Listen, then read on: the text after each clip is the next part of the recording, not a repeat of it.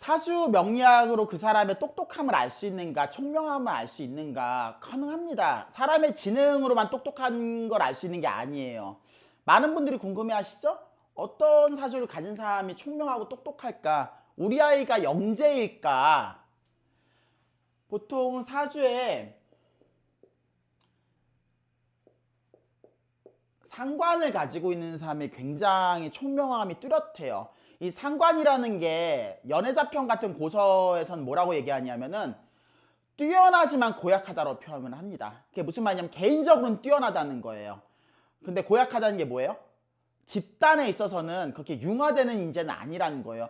낭중지추라는 표현이 참 좋겠어요. 진짜 어디 가서 존재감이 있어서 튀어나온 송곳 같은 존재예요.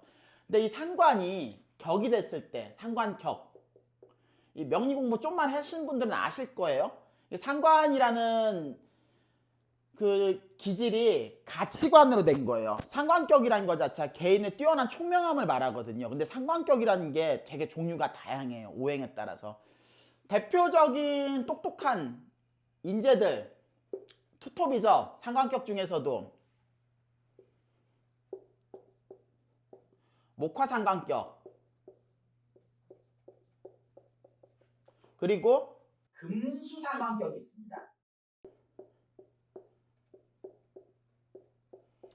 목화상관격은 간목을목, 그러니까 목일간의 상관격이라는 뜻이고, 금수상관격은 금일간, 그러니까 경금신금일간의 상관격이라는 의미예요. 근데 얘네들이 그 서로 총명함의 결이 달라요.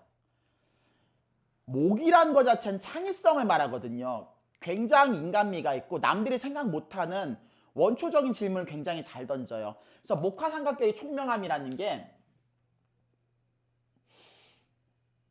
눈높이 교육에 특화되신 분이에요.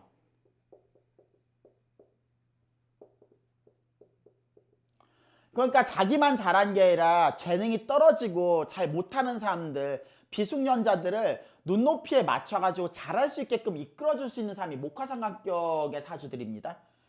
이런 사람들이 눈높이 교육에 되게 특화되어 있는 거예요. 반면에 금수상관격, 이 금의 특징이죠. 금은 목과는 다르게 이 창의력은 좀 거리가 멀어요.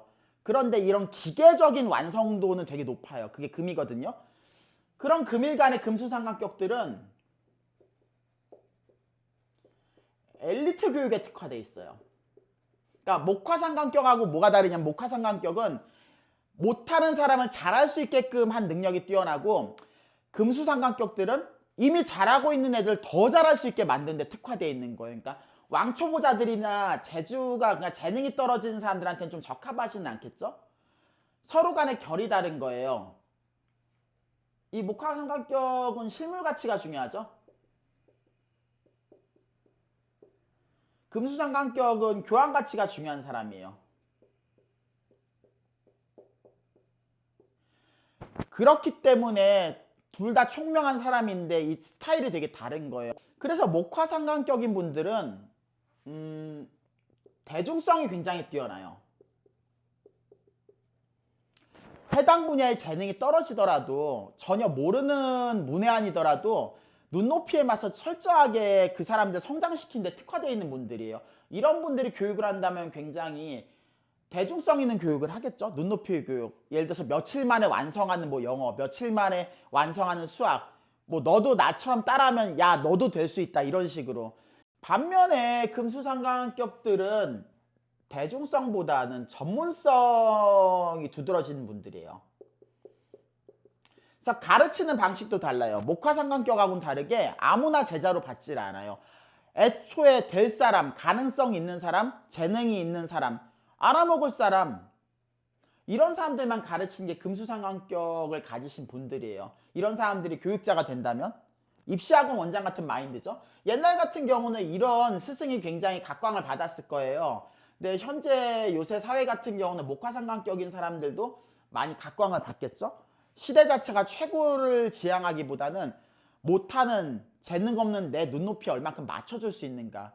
그렇기 때문에 금수상관격 못지않게 목화상관격인 분들도 지금 사회에서 많은 돈을 벌 수가 있는 거예요. 우리가 방법론은 다르지만 상관격이란 건 굉장히 뛰어난 재능을 가지고 있는 분들이에요. 그런데 내가 어떤 삼각격이냐에 따라서 살아가는 방식이 다른 거예요. 그렇기 때문에 자녀 교육을 할 때도 사주 봤을 때 우리 아이가 삼각격이네? 근데 뭐 목화 삼각격인가? 금수 삼각격이냐? 이 차이에 따라서 학교는 어딜 보내야 되고 교육을 어떻게 시켜야 되고 진로를 어떻게 잡아야 되고 그런 것까지 인생 전략을 달리해야 되는 겁니다. 우리가 대한민국에서 영재들이 많아요. 똑똑하고 인재들이 많은데도 어렸을 때는 되게 천재성이 있다가 커가면서 평범한 애들이 많죠. 상관격들이 교육이 안 되면 그런 경우가 되게 많아요. 그것도 목화삼각격, 금수삼각격은 이렇게 스타일이 다르잖아요. 그렇기 때문에 이런 사주의 특징을 알고 이런 걸 부모님들이 잘 인지하고 파악을 하셔야 되는 거예요. 그래야지 우리 아이가 타고난 재능을 100% 아니 120% 그 이상으로 쓸 수가 있는 겁니다. 오늘 사주 1타 강사는 여기까지입니다. 다음 시간에 더 유익하고 재미있는 모습으로 여러분들 찾아뵙겠습니다. 그럼 안녕히 계세요.